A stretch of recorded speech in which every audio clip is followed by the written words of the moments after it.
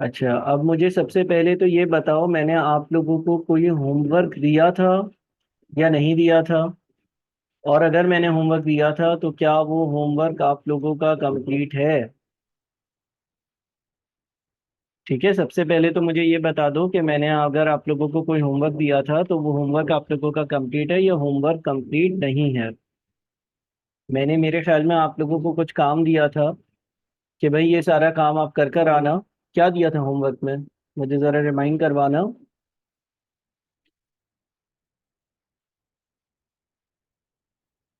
हाँ जी। किसी ने पहली क्लास ली थी? क्या होमवर्क दिया था मैंने, याद दिलाना।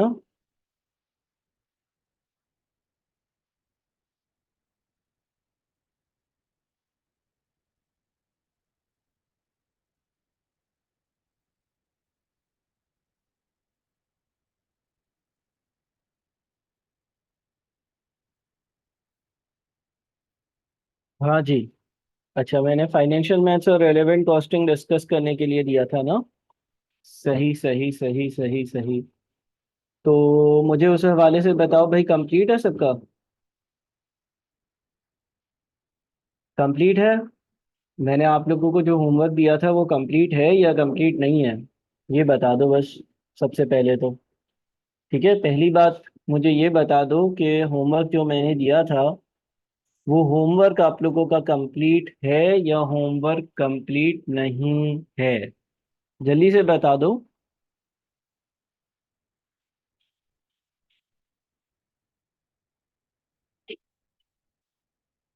अरे भाई, जल्दी जल्दी बता दो, होमवर्क कंप्लीट है या नहीं? मेरा नहीं है। अच्छा, कब तक हो जाएगा? जिस जिसका नहीं है वो ये भी बता दो कि कब तक कंप्लीट हो जाएगा। क्योंकि हमने मेरे ख्याल में ये एग्री किया था कि आप लोग कंप्लीट कर लोगे और हम फिर जो है वो पढ़ना स्टार्ट कर देंगे। अच्छा, पहली क्लास है आपकी। सही है। खैर, तो देखो, होमवर्क आप लोगों ने कंप्लीट करना था। ठीक है, होमवर्क के बारे में मैंने आपको बोला था कि भाई होमवर्क आप लोग जो है वो लाजमी कंप्लीट कर लें ताकि हम जो है वो आगे बढ़ सकें। तो होमवर्क आप लोगों का कंप्लीट होना चाहिए था ताकि हम आज जो है स्टार्ट कर दें चीज़ें पढ़ना। बहरहाल हम पढ़ना तो स्टार्ट करें आज ही। सही है। लेकिन अगेन मुझे लगता है कि आप लोगों को थोड़ा सा टाइम देना पड़ेगा इस बारे में, इस चीज़ के लिए कि आप लोग अपना होमवर्क कंप्लीट कर कर आएँ। जब तक आप लोग होमवर्क कंप्लीट नहीं करोगे तो मेरे लिए आगे चीज़ें पढ़ाना बहुत ज़्यादा मुश्किल हो जाएगा। आगे चीज़ें डिस्कस करनी है, बहुत सारी चीज़ें सॉल्व करनी है। तो उसके लिए ये ज़रूरी है कि आपने जो होमवर्क है ना वो कंप्लीट करा हो।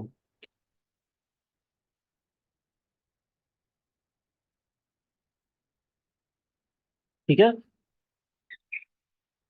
तो खैर, हम अपनी चीज़ें तो डिस्कस करना स्टार्ट करते हैं, लेकिन आज की क्लास में अगेन मैं इतनी ज़्यादा डिस्कशन नहीं करूँगा। अच्छा, जरियाब, आपने होमवर्क कंप्लीट कर लिया या नहीं? जरियाब, आप तो लास्ट क्लास में भी थे ना, तो आपने होमवर्क कंप्लीट कर लिया या नहीं? आप तो बता दो। कंप्लीटेड सारा? रेलेवेंट कॉस्टिंग और फाइनेंशियल मैथ्स पूरा रिवाइज करना था।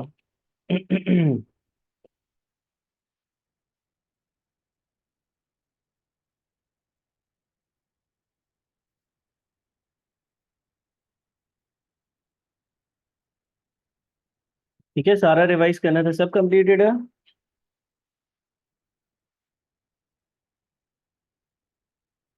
अच्छा, प्रैक्टिस है, फॉर्मूला सही है। चलो खैर, हम थोड़ा बहुत आज पढ़ना शुरू कर देते हैं। थोड़ा बहुत जो है वो हम चीज़ों को डिस्कस करना शुरू कर देते हैं, और ताकि ये है कि हमारा टाइम जो है वो कैपिटलाइज होना शुरू हो जाए। लेकिन ये ज़रूर कहूँगा आप लोगों से मैं कि देखें, अब आप लोगों को जो है वो टाइम पर चीज़ें करनी होंगी। अच्छा यार, थोड़ा सा जो है ना मेरे घर पर काम हो रहा है, तो शायद आप लोगों को आवाज़ सही नहीं आ रही हो या सही आ रही है, क्लियर है? थोड़ा सा हो सकता है कि आज मसला हो। मेरी आवाज़ सही आ रही है या कोई प्रॉब्लम हो रहा है? क्लियर है। सही है। तो खैर हम जो है ना वो अपनी आज की डिस्कशन करते हैं। और डिस्कशन के लिए जो है ना अब जो हम चैप्टर एक काम करते हैं कि पढ़ना शुरू करते हैं ना, वो हमारा foreign exchange and foreign exchange rate rate इससे रेलेवेंट कुछ जो है ना हम डिस्कशन करते हैं। ठीक है। यानी कि आज हम ये पढ़ लेते हैं कि फॉरेन एक्सचेंज क्या चीज़ है, और हम ये डिस्कस कर लेते हैं कि जो फॉरेन एक्सचेंज रिस्क है। एक सेकंड दीजिएगा ज़रा, मैं थोड़ी सी सेटिंग कर लूँ वीडियो की। ठीक है जी। तो आज जो है वो हम थोड़ा बहुत पढ़ना शुरू करते हैं। आज हम डिस्कस कर लेते हैं कि फॉरेन एक्सचेंज किस चीज़ को कहते हैं और फॉरेन एक्सचेंज रेट जो है वो क्या होता है। आ, आप लोगों के सिलेबस में एक टॉपिक है जो कि फॉरेन करेंसी से डील करता है। यानी कि हमें, लेट से अगर हम पाकिस्तान में बैठे हैं और हमारी पीकेआर लोकल करेंसी है, तो कभी कभी हमें यूएस डॉलर्स की नीड होती है। कभी कभी यूएस डॉलर्स हमें मिलते हैं और उसको पीकेआर में कन्वर्ट करना होता है। और उसकी क्या वजूहत होती हैं और फॉरेन एक्सचेंज क्या होता है, इस बारे में हम डिस्कशन करते हैं। ये जो हमारा पर्टिकुलरली टॉपिक है, इसका आपके पेपर में सवाल जो है वो आ ही जाता है, और एक इम्पॉर्टेंट एरिया है ना सिर्फ आपके एमएफए के पेपर के लिए बल्कि आपके बीएफडी के पेपर के लिए भी। तो हम डिस्कशन को स्टार्ट करते हैं। कुछ बातें जो आज हमें डिस्कस करनी है, उसमें सबसे पहले है need for foreign exchange, foreign exchange की क्या ज़रूरत है, स्पॉट रेट्स क्या होते हैं, डायरेक्ट इनडायरेक्ट कोट्स किसको कहते हैं, और बिड एंड ऑफर प्राइस क्या चीज़ होती है। ठीक है जी। ये स्लाइड भी आप लोगों को मिल जाएगी। मैं ज़रा जल्दी से डिस्कस कर लूँ चीज़ें। Need for foreign exchange, foreign exchange की हमें क्या ज़रूरत है। The need for foreign exchange arises from international trade and international investment. International trade यानी कि आप अपने मुल्क से बाहर जब ट्रेडिंग करते हो तो आपको फॉरेन एक्सचेंज की ज़रूरत होती है, या आप कहीं इंटरनेशनल इन्वेस्टमेंट करते हो, कहीं पर आप एक प्रोजेक्ट स्टार्ट करते हो जो कि आपके अपने मुल्क में नहीं है, तो आपको फॉरेन करेंसी की नीड पड़ सकती है। जिस तरह से for example buying goods from another country, this में require payment in domestic currency of supplier. मिसाल के तौर पर आपने जो है वो किसी फॉरेन बाहर की कंट्री से कोई रॉ मटेरियल खरीदना है। वो जब आप रॉ मटेरियल खरीदोगे, लेट से आपने यूएसए से रॉ मटेरियल खरीदा और $10 का रॉ मटेरियल खरीदा, तो आपने $10 जो है वो फॉरेन करेंसी में वहां पर पे करने होंगे, और इसके लिए आपको फॉरेन करेंसी की नीड होगी। दूसरा केस क्या हो सकता है, सेलिंग गुड्स अब्रॉड। यानी कि आपने बाहर किसी कस्टमर को कोई चीज़ें बेची और आपने लेट से वो चीज़ें डॉलर्स में बेची, और उसने बोला भाई मैं आपको $5 $10 पे करूंगा।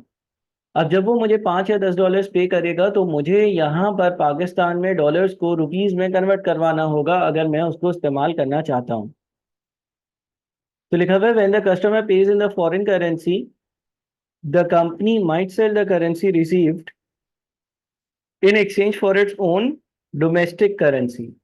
जब कस्टमर फॉरेन करेंसी पे करता है, तो हमारी कंपनी जो लोकली ऑपरेट कर रही है उसको ये फॉरेन करेंसी एक्सचेंज करवाकर और डोमेस्टिक करेंसी की नीड होती है।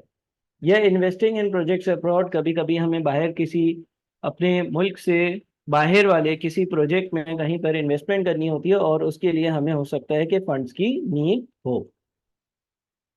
अच्छा, अब spot rates. The amount one currency will trade for another today. Spot rate क्या होता है? स्पॉट रेट वो रेट होता है जिसमें हमारी जो करेंसी है वो फॉरेन करेंसी में कन्वर्ट होगी, तो उसके लिए क्या एक्सचेंज रेट मौजूद होगा। एग्जाम्पल एक, today $1 is equal to ₹160। Let say आज $1 जो है वो 160 रुपीज़ का है। अगर आज $1 160 रुपीज़ का है, तो मैं डीलर को 160 रुपीज़ दूंगा, वो $1 दे देगा। और अगर मैं उसको $1 दूंगा तो वो मुझे 160 रुपीज़ दे देगा। ये स्पॉट रेट कहलाता है। अच्छा, जो स्पॉट रेट होता है ना, वो ऑन स्पॉट उस वक्त मौजूदा हालात का, मौजूदा वक्त का रेट होता है, और ये स्पॉट रेट डेली चेंज होता रहता है। मिसाल के तौर पर अगर आज 23 मार्च है, 23 मार्च को मैं डीलर के पास जाऊंगा तो $1 160 रुपीज़ का होगा। अभी अगर दोपहर के 12 बज रहे हैं, मैं 12:30 बजे जाऊंगा, तो हो सकता है कि $1 165 रुपीज़ का हो। हो सकता है कि मैं 2 बजे जाऊंगा तो $1 जो है वो $200 का हो। तो स्पॉट रेट जो है वो वक्त के साथ साथ क्या होता रहता है, चेंज होता रहता है। डायरेक्ट एंड इनडायरेक्ट कोट्स, दो तरह से हम अपनी करेंसी जो है वो फॉरेन करेंसी में बता सकते हैं। एक को हम कहते हैं डायरेक्ट कोट और एक को कहते हैं indirect coat. Direct quote is the number of units of the domestic currency that will be exchanged for 1 unit of a foreign currency. Direct quote में ये बताया जाता है कि आपकी जो डोमेस्टिक करेंसी है, आपकी जो डोमेस्टिक करेंसी है, फॉरेन करेंसी के 1 यूनिट में उसके कितनी चीजें आ जाती हैं। मिसाल के तौर पर देखें, लेट से आप पाकिस्तान में, लेट से आप पाकिस्तान में आप एक डीलर के पास गए और उसने बोला कि भाई ₹160 इज इक्वल्स टू $1। ठीक है जी। और दूसरी चीज उसने जो आपको बोली वो ये बोल दी कि ₹1 इज इक्वल्स टू $0.00625। दो बातें उसने बोली। ठीक है। एक चीज आपके सामने लिखी हुई है कि आप पाकिस्तान में हो, आप पाकिस्तान में हो, आप कहाँ हो, आप कहाँ हो, आप कहाँ हो, आप पाकिस्तान में हो। अगर आप पाकिस्तान में हो और आपको रेट दिया गया ₹160 is equals to $1, ₹160 is equals to $1, $1 ₹160 के बराबर है। या आपको रेट दिया गया ₹1 is equals to $0.00625। ₹1 is equals to $0.00625, यानी कि ₹1 $0.00625 के बराबर है। अब अगर आप ये दोनों चीजें देखते हो, अगर आप ये दोनों चीजें देखते हो तो मुझे बताओ डायरेक्ट कोट कौन सा है। क्या पहला वाला डायरेक्ट कोट है या क्या दूसरा वाला डायरेक्ट कोट है। लिखते हैं direct quote is the number of units of the domestic currency, number of units of the domestic currency that will be exchange for 1 unit of a foreign currency, that will be exchange for a 1 unit of a foreign currency. वो ये कहता है कि direct quote का मतलब ये है कि डोमेस्टिक करेंसी के, यानी कि होम कंट्री की करेंसी के, यानी कि लोकल करेंसी जो है, जिस तरह से मैं पाकिस्तान में हूं तो पाकिस्तान की लोकल करेंसी क्या है, पाकिस्तान की लोकल करेंसी है ₹। वो बोलता है कि डायरेक्ट कोट का मतलब ये होता है कि आपकी मौजूदा डोमेस्टिक लोकल जो करेंसी है उसके कितने यूनिट्स आएंगे for 1 unit of a foreign currency, foreign currency के 1 यूनिट में आपकी लोकल करेंसी के कितने यूनिट्स होंगे। तो अगर मैं इन दोनों की बात करूंगा और अगर मैं पाकिस्तान में हूं, अगर मैं पाकिस्तान में हूं तो मेरी लोकल करेंसी ₹। है और $1 में ₹160 आते हैं। ये डायरेक्ट कोट होगा बेटा, ये डायरेक्ट कोट होगा। ठीक है। ये आपका डायरेक्ट कोट होगा कि $1 में ₹160 आते हैं। ये डायरेक्ट कोट इसलिए होगा क्योंकि 1 यूनिट जो फॉरेन करेंसी का है उसमें लोकल करेंसी के कितने यूनिट्स आ रहे हैं ये बताया जा रहा है। अच्छा, अगर बिल फर्स्ट मैं पाकिस्तान में नहीं होता, मैं यूएसए में होता, मैं यूएसए में होता, अगर मैं यूएसए में होता, अगर मैं यूएसए में होता तो मेरे लिए पाकिस्तानी रुपीस एक फॉरेन करेंसी हो जाती और डॉलर्स एक लोकल करेंसी हो जाती। अगर मैं यूएसए में होता तो डायरेक्ट कोड क्या होता, अगर मैं यूएसए में बैठा हुआ होता तो डायरेक्ट कोड क्या होता, अगर मैं यूएसए में बैठा हुआ होता ना तो मेरा जो डायरेक्ट कोट है ना वो सेकंड वाला हो जाता। डायरेक्ट कोट में होता क्या है कि फॉरेन करेंसी के 1 यूनिट में आपकी करेंसी के कितने यूनिट्स हैं। तो अगर मैं यूएसए में बैठा हुआ होता, यूएसए में लोकली वहां पर मेरे ऑपरेशंस होते, कंपनी होती, तो मैं ये कहता कि 1 यूनिट फॉरेन करेंसी का जो कि ₹1 है उसमें मेरी लोकल करेंसी के $0.00625 आते हैं। तो इस तरह से ये डायरेक्ट कोट होता है। एग्जाम्पल भी दी हुई है, ₹160 पर $1 इन पाकिस्तान, ये डायरेक्ट कोट है। इनडायरेक्ट कोट क्या होता है, indirect coat is the number of units of foreign currency that will be traded for 1 unit of the domestic currency. Indirect coat का मतलब ये होता है कि कितने फॉरेन करेंसी के यूनिट्स मेरी लोकल करेंसी के 1 यूनिट में आएंगे। अब अगर मैं लेट से पाकिस्तान में हूं, ऊपर वाली वैल्यूज देखते हुए ही मुझे बताएं कि अगर मैं पाकिस्तान में हूं, अगर मैं पाकिस्तान में हूं, अगर मैं पाकिस्तान में मौजूद हूं तो मेरा इनडायरेक्ट कोट क्या ₹160 इज इक्वल टू $1 होगा या रुपीज 1 इज इक्वल टू $0.0062825 होगा। अगर मैं पाकिस्तान में हूं तो मेरा जो इनडायरेक्ट कोट है, वो ₹1 इज इक्वल टू $0.00625 होगा। इनडायरेक्ट कोट का मतलब यह है कि आपकी लोकल करेंसी में फॉरेन करेंसी के कितने यूनिट्स हैं। तो मेरी जो लोकल करेंसी है जो कि रुपीज है, 1 रुपये में $0.00625 हैं। तो इस तरह से आपने सवाल में देखना होगा कि आपको डायरेक्ट कोड दिया हुआ है या इनडायरेक्ट कोड। जिस तरह से यहाँ पर एग्जांपल दी हुई है कि अगर कोई यूएसए में है तो उसके लिए ₹160 पर $1, ये जो है वो एक इनडायरेक्ट कोड है। यहाँ पर इनडायरेक्ट कोड की क्या डेफिनेशन है? Indirect code is the number of units of foreign currency that will be traded for 1 unit of the domestic currency। अगर मैं यूएसए में बैठा हुआ हूं तो मेरी जो डोमेस्टिक या लोकल करेंसी है वो डॉलर्स है, और $1 में कितने रुपीज आते हैं, वो 160 आते हैं, यानी कि जो फॉरवर्ड फॉरेन करेंसी है वो 160 आती है। क्या ये बात क्लियर है? क्या ये बात क्लियर है?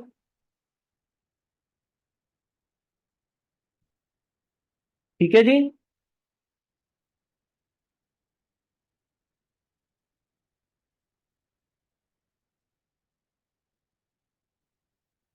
अच्छा, मैं यहाँ पर आप लोगों को 2 मिनट दे रहा हूँ। ये की बातें अपने पास रजिस्टर में लिख लें, इसमें से जो लिखना है।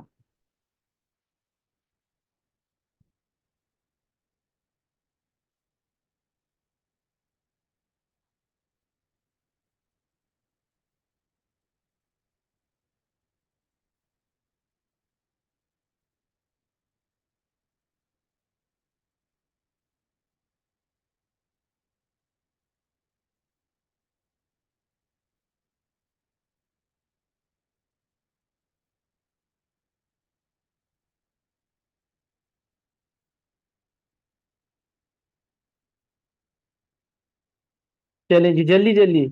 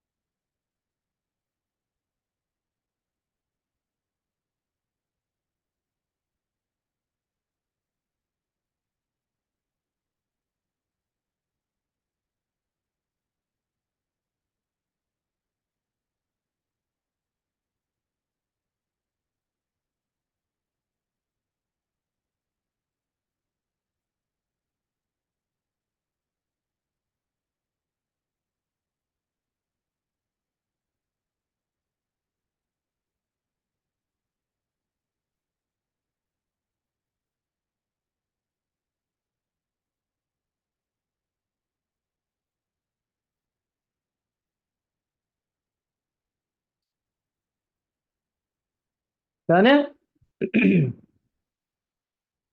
अच्छा जी। Bid and offer price. Bid rate is the rate at which the bank will buy the foreign currency. अगर आपसे पूछे कि बिड रेट क्या है, तो बिड रेट वो रेट होता है जिसपे बैंक जो है वो फॉरेन करेंसी खरीदता है। मिसाल के तौर पर एक बैंक बोल दे कि भाई मैं $1 ₹260 का खरीदूंगा। Offer rate is the rate at which the bank will sell the foreign currency. जितने में बैंक एक फॉरेन करेंसी बेचेगा उसको हम ऑफर रेट कहेंगे। एग्जाम्पल, लेट से आपके पास किसी सवाल में वैल्यू लिखी हुई है ₹/$100 -110। अब इसके दो मतलब है। इसका रुपीज स्लैश डॉलर का मतलब है पर डॉलर, रुपीज पर डॉलर। तो इसके दो मतलब है, रुपीज 100 पर डॉलर, और दूसरा मतलब क्या है, ₹110 पर डॉलर। ठीक है, ₹100 पर डॉलर वन, और ₹110 पर डॉलर वन। अब मुझे बताओ कि आप अगर लेट से डीलर के पास जाओगे। अच्छा, डीलर कौन होता है? जो फॉरेन करेंसी जिससे आप खरीदो फरोख्त करते हो। आप डीलर के पास जाओगे और डीलर को बोलोगे कि भाई मुझे $1 चाहिए। आप डीलर के पास जाओगे और डीलर के पास जाके अगर आप डीलर को बोलोगे कि मुझे $1 चाहिए, तो क्या कोई बता सकता है कि वो उस $1 के अगेंस्ट मुझसे डीलर कितने उस $1 के अगेंस्ट मुझसे डीलर कितने रुपए लेगा? उस $1 को खरीदने के लिए मैं डीलर को $110 पे करूंगा, ये याद रखना। उस $1 को खरीदने के लिए मैं डीलर को $110 पे करूंगा। जब मैं डीलर के पास डॉलर खरीदने जाऊंगा ना, तो वो मुझे महंगे में डॉलर बेचेगा, यानी कि $1 $110 का देगा। ठीक है, जब मैं डीलर को बोलूंगा भाई मुझे $1 चाहिए, मुझे $1 चाहिए, तो डीलर क्या बोलेगा? डीलर बोलेगा कि भाई $1 जो है वो $110 का है। ऑन दी अदर हैंड अगर मैं डीलर के पास जाऊंगा और मैं बोलूंगा मेरे पास $1 है, आप इसको रखें और मुझे पैसे दे दें, कैश दे दें, रुपीस दे दें, तो मुझे बताओ कि कितने रुपीस देगा डीलर? मुझे बताओ रुपीस कितने देगा? 100 देगा। ठीक है, देखिए, जब मैं $1 लेकर जाऊंगा तो वो मुझे $100 देगा। जब मैं $1 लेकर जाऊंगा ना, तो वो मुझे $100 देगा। ठीक है, लेकिन अगर मैं उसके पास जाऊंगा और मैं उसको जाकर जो है वो बोलूंगा कि भाई मुझे डॉलर चाहिए, तो वो $110 मुझसे लेगा। इसी तरह से डीलर जो है वो काम आते हैं। अच्छा, आप मुझे बताएं, अगर 20,000 की पेमेंट करनी है, $20,000 की पेमेंट करने के लिए मुझे कितने पैसे डीलर को देने पड़ेंगे? अच्छा, मुझे पेमेंट करनी है, सुनिएगा जरा गौर से। मुझे पेमेंट करनी है, मुझे क्या करनी है? मुझे पेमेंट करनी है। पेमेंट करनी है का क्या मतलब है? लेट से ये पाकिस्तान है, लेट से ये यूएसए है। यूएसए से मैंने मंगवा लिया रॉ मटेरियल, रॉ मटेरियल मंगवाया, तो अब मुझे यूएसए वाली कंपनी को $20,000 पे करने हैं। $20,000 पे करने के लिए मैं किसके पास जाऊंगा? डीलर के पास जाऊंगा। डीलर के पास क्या बोलूंगा? डीलर के पास क्या बोलूंगा? डीलर को बोलूंगा मुझे $20,000 दो दो दो दो, ताकि तुम दोगे तो मैं आगे पेमेंट करूंगा। बात समझ में आ गई? देखो, मैं एक पाकिस्तान बेस्ड कंपनी हूँ, मैंने यूएसए से रॉ मटेरियल खरीदा, यूएसए वाली कंपनी को मैंने $20,000 पे करने हैं। इसको $20,000 पे करने के लिए, यूएसए वाली कंपनी को $20,000 पे करने के लिए मैं एक डीलर के पास जाऊंगा और डीलर को ये बोलूंगा कि मुझे $20,000 की जरूरत है। तो डीलर जो है ना, डीलर डीलर जो है वो क्या कर रहा होगा? फॉरेन करेंसी मुझे बेच रहा होगा या खरीद रहा होगा? डीलर जो है वो फॉरेन करेंसी मुझे बेच रहा होगा या मुझसे फॉरेन करेंसी खरीद रहा होगा? डीलर मुझे फॉरेन करेंसी बेच रहा होगा।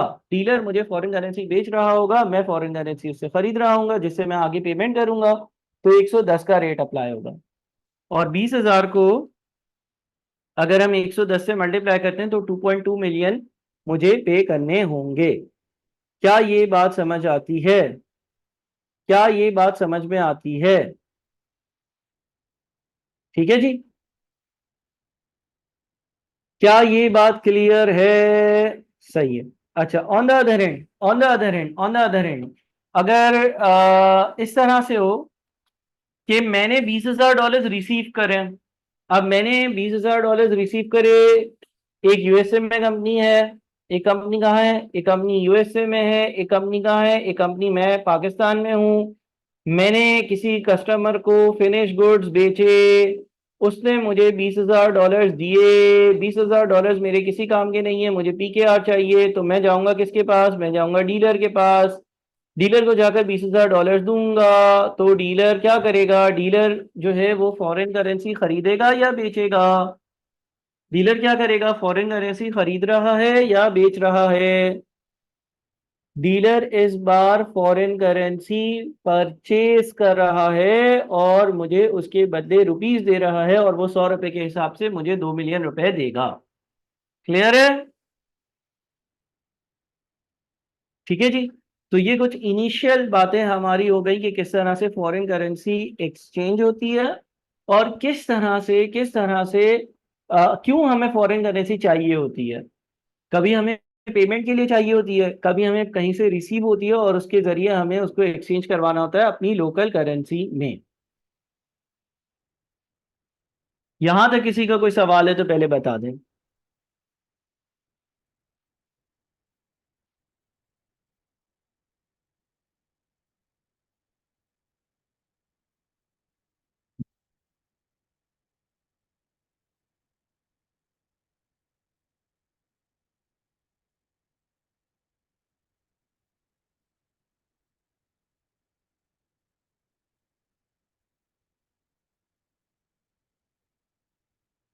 कोई मसला नहीं है।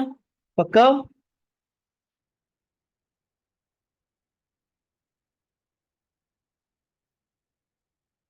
अल्लाह अकबर। यहां तक सब क्लियर है। सही है जी। ये स्लाइड्स मैं आप लोगों को सेंड कर दूंगा, इसकी फिक्र नहीं करिएगा।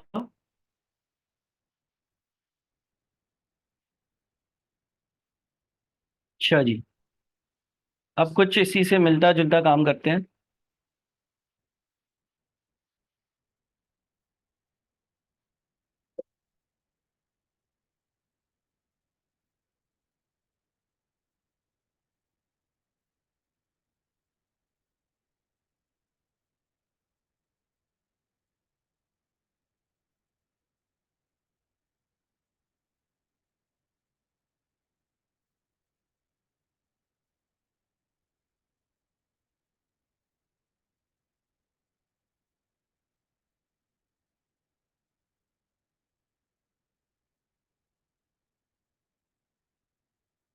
चले जी।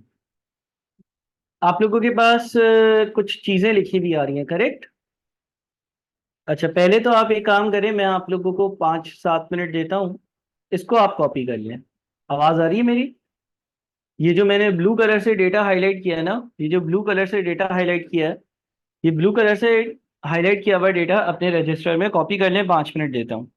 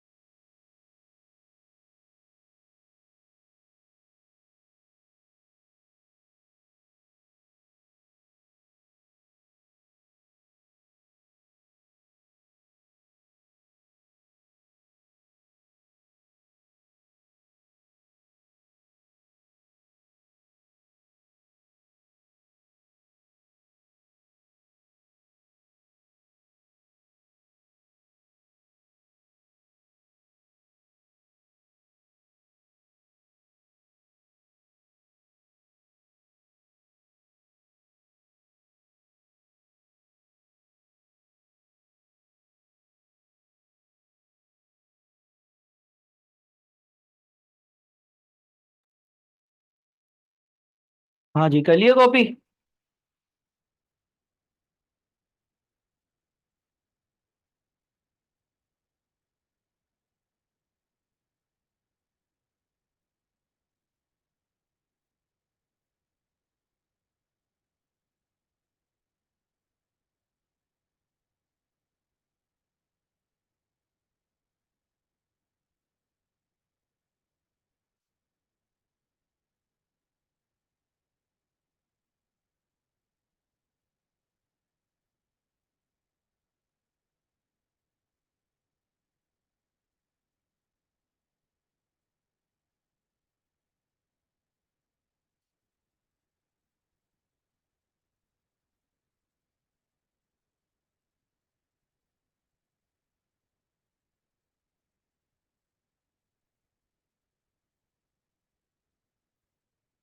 डन है।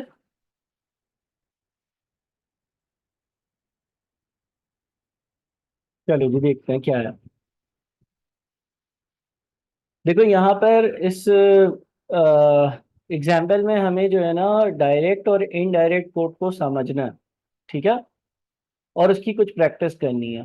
देखो लिखा हुआ क्या है, लिखता है कि ABC company is a Pakistani listed company and has following foreign currency receipts and payments to be settled. Number one, payment of US dollars 100,000। Number two, receipts of 150,000 euros. Number three, payment of 90,000 pounds. 1 lakh US dollars की payment करनी है, 1.5 lakh euros जो है उसकी receiving करनी है, और 90,000 pound जो है उसकी पेमेंट करनी है। Exchange rates on the date of payment और रेसिप्ट आर एज फॉलोज। जिस दिन ये एक्सचेंज हो रहा था करेंसी का, उस दिन के जो रेट्स हैं वो आपको दिए हुए हैं। पी के आर पर यूएस डॉलर। अच्छा, आप कहाँ की कंपनी हो?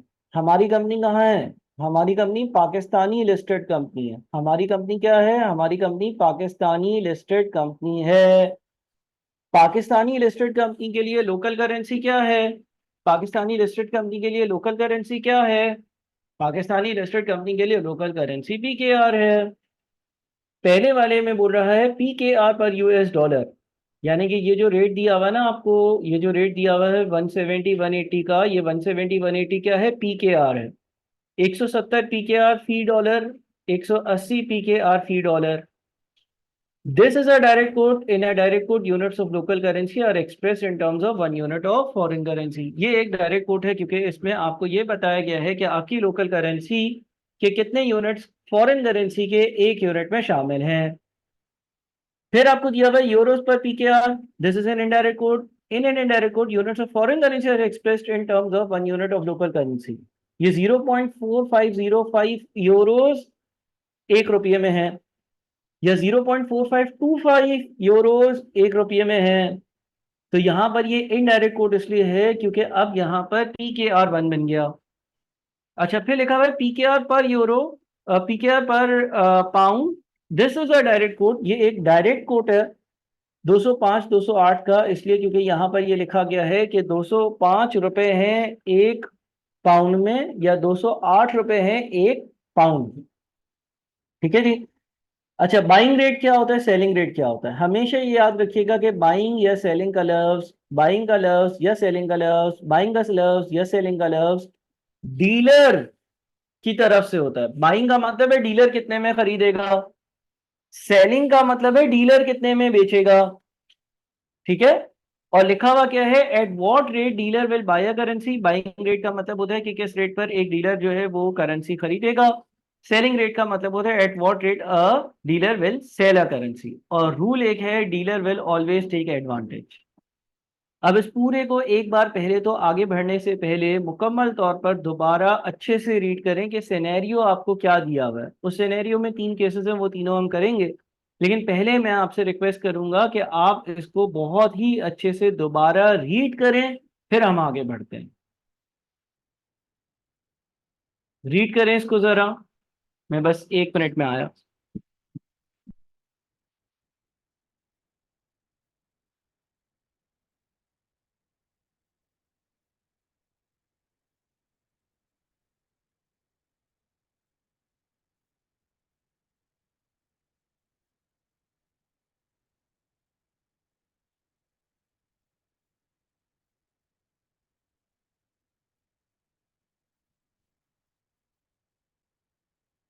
जी भाई, यहाँ तक कोई कंफ्यूजन है?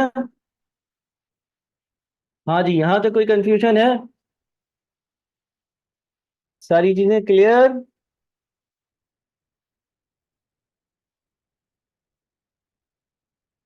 पक्का ना? एक भी चीज ऐसी नहीं छोड़ना जो क्लियर ना हो। इसके सवाल आपके पेपर में आता है बहुत ज्यादा।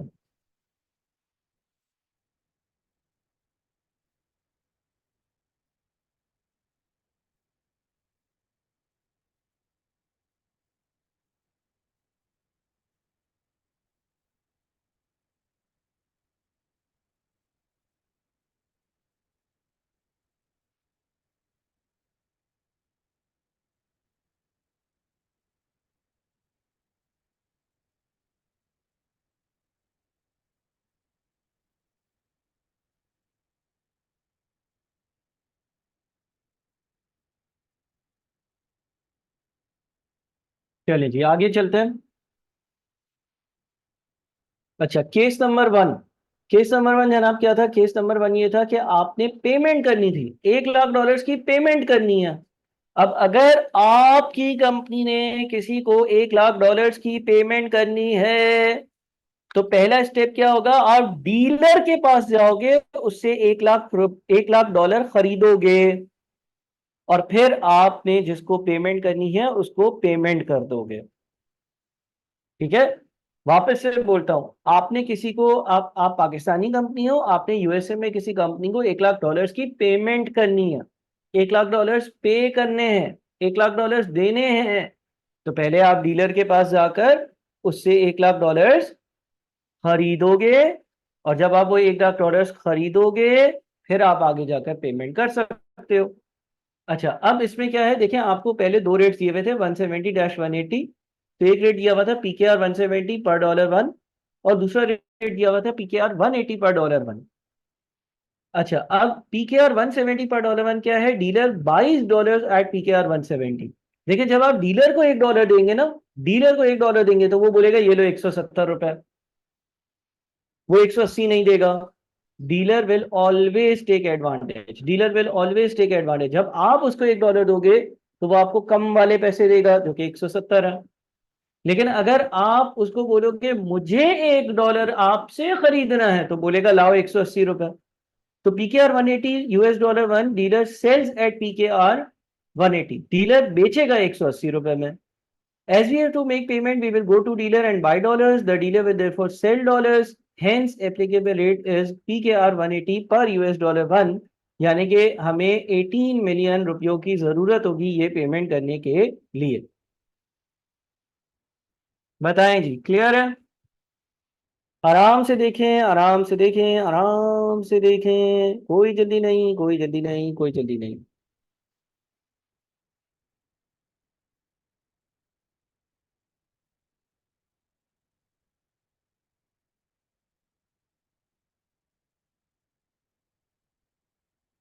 कॉपी भी कर लें, अपने रजिस्टर में नोट कर लें।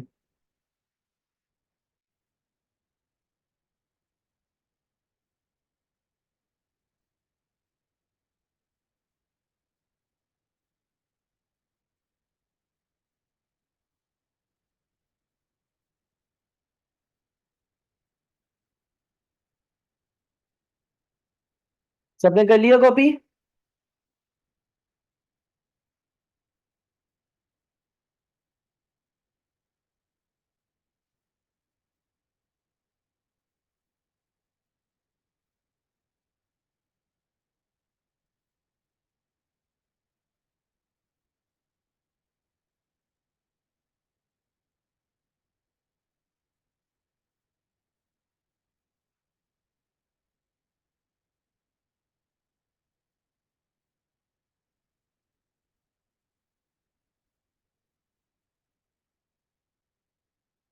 ठीक है जी। चलें अगले केस पर चलूं।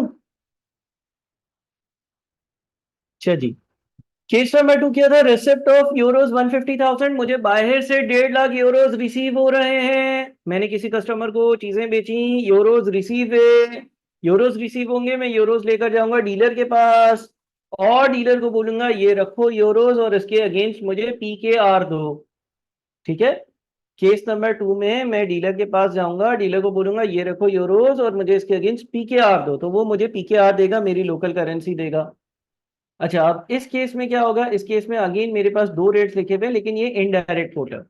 अब देखो मुझे जरा सोच के बताओ कि क्या रेट अप्लाई होगा, दो रेट्स क्या दिए हुए हैं। चले नीचे ही देख लेते हैं। केस नंबर 2 क्या है, केस नंबर 2 में एक हमें रेट दिया हुआ था €0.4505 पर पीकेआर 1। दूसरा रेट था €0.4525 पर पीकेआर 1। पहला रेट जो है वो क्या है, dealer sells euros at this rate, for every 1 PKR we get €0.4505। देखिए मैं जब डीलर को 1 रुपया दूंगा ना, कि मुझे आ, आ, आ, ये क्या लिखा हुआ है, dealer sells euros at this rate.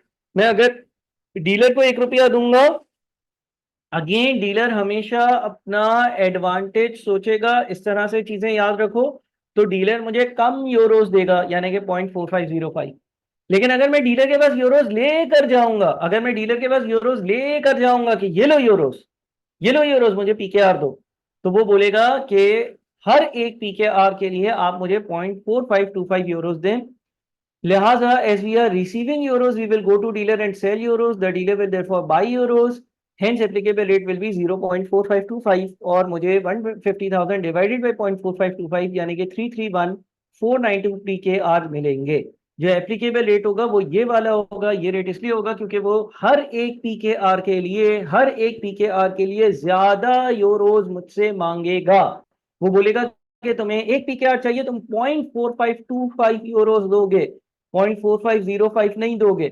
मैं डीलर हूं, मैं हमेशा एडवांटेज रखता हूं, तो मुझे ज्यादा यूरोस चाहिए तुम्हें एक पीकेआर देने के लिए। चले जी बताएं, सेकेंड केस में कोई मसला।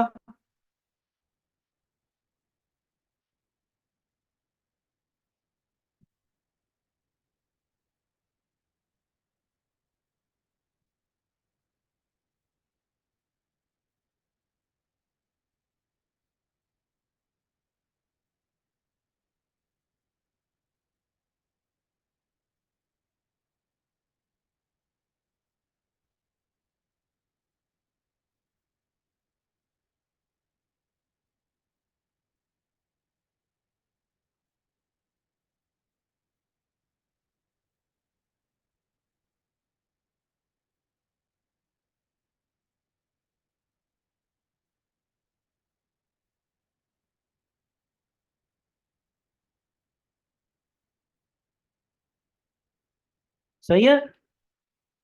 चले जी तीसरा और आखिरी केस। केस नंबर 3 है, पेमेंट ऑफ पाउंड 90,000, 90,000 पाउंड पे करने हैं, डायरेक्ट कोड दिया हुआ है। मुझे एक पाउंड 205 का मिलेगा या 208 का, केस नंबर 1 की ही तरह। मुझे एक पाउंड महंगा मिलेगा, यानी कि मुझे एक पाउंड 208 का मिलेगा, तो 90,000 पाउंड के लिए मुझे 90,000 इंटू 208 यानी कि 18720 पीकेआर की नीड होगी। मुझसे हर एक पाउंड के लिए ज्यादा पीकेआर मांगे जाएंगे। तो ये कुछ एक फाइल थी, ये मैं आपको सेंड भी कर दूंगा। इससे आपका डायरेक्ट इनडायरेक्ट कोड और एक करेंसी को दूसरी करेंसी में एक्सचेंज किस रेट पर करना है, ये कंफ्यूजन दूर हो जाएंगी। चलो जी, अब बता दो मुझे कि जो हमने पढ़ा अभी तक फॉरेन एक्सचेंज करेंसी के बारे में, यह आप लोगों को समझ में आ रहा है। सही है। ये टॉपिक आपके पेपर्स के लिए बहुत इंपॉर्टेंट है। आज हमने बिल्कुल बेसिक बेसिक सी टर्म्स पढ़ी हैं कि भाई डायरेक्ट कोड क्या है, इनडायरेक्ट कोड क्या है, बिड प्राइस क्या है, ऑफर प्राइस क्या है, बाइंग क्या है, सेलिंग क्या है। कुछ एग्जांपल्स करी है करेंसी की एक्सचेंज की, और ये देखा कि कब हमें करेंसी की जरूरत होती है। आहिस्ता आहिस्ता ये चीजें मुश्किल होंगी, क्योंकि आज की क्लास आप लोगों की बिल्कुल दूसरी क्लास है। पहली क्लास में मैंने कुछ नहीं पढ़ाया, आज की क्लास में थोड़ा बहुत पढ़ाया, दो तीन क्लासेस में थोड़ा बहुत, फिर बहुत बहुत बहुत बहुत, और फिर बहुत बहुत बढ़ता जाएगा। लेकिन आज की क्लास में से आगे नहीं पढ़ाऊंगा, ताकि अगर जो बच्चे अभी भी हमें ज्वाइन कर रहे हैं उनका मैक्सिमम काम जो है वो लाइव हो, उनका काम मिस ना हो। ठीक है जी। किसी का कोई सवाल है तो मुझे बता दे।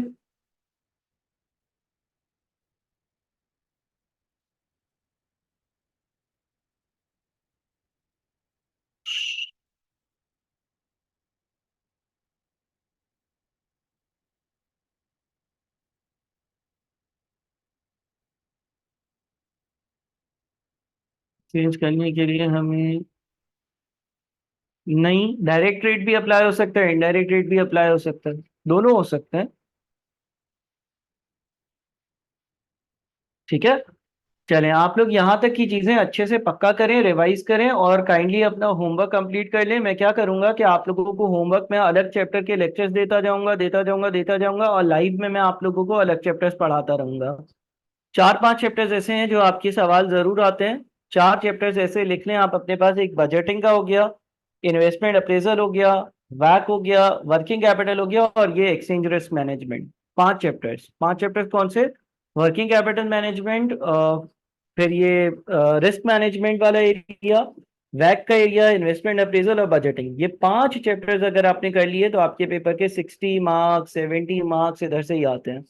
इसमें से दो तीन टॉपिक्स मैं लाइव करवाता रहूंगा और दो तीन टॉपिक्स जो है वो रिकॉर्डिंग में देता रहूंगा, ताकि आप लोगों का सिलेबस जो है वो आने वाले 3 महीनों में ही खत्म हो जाए। और फिर आखिरी जो 2 महीने बच जाए उसमें आप लोग जो है वो बहुत सारे पास पेपर्स की प्रैक्टिस कर रहे हो। ठीक है जी। अब बता दो भाई, कोई मसला है तो मुझसे डिस्कस कर लो। है। अगर मैं रिकॉर्डिंग्स देता जाऊंगा साथ में वो देखते जाओगे ना, पिछली सारी जो मैंने रिवीजन की दी है वो वाइंड अप करो। और फिर मुझसे मजीद रिकॉर्डिंग्स भी लेते जाओ। कुछ चैप्टर्स बजटिंग वगैरह रिकॉर्डिंग में कर लेंगे और ये सब लाइव कर लेंगे। वो भी अगर फिर बाद में बोलोगे तो हम उसकी भी लाइव क्लासेस भी ले लेंगे, लेकिन एक बार रिकॉर्डिंग भी आप करते रहना कवर।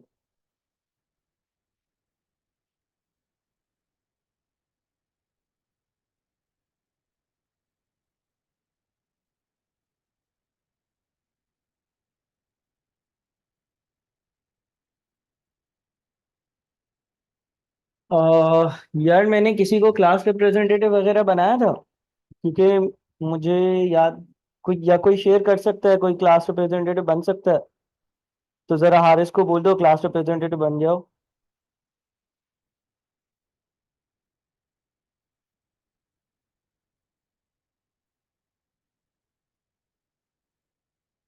हाँ तुमने बनाया था ना हसनैन, जरा यार ये नूर जहरा से रीशेयर कर देना। ठीक है। चलो बच्चों, अल्लाह हाफिज। फिर इंशाल्लाह अगली क्लास में मजीद आगे पढ़ते हैं।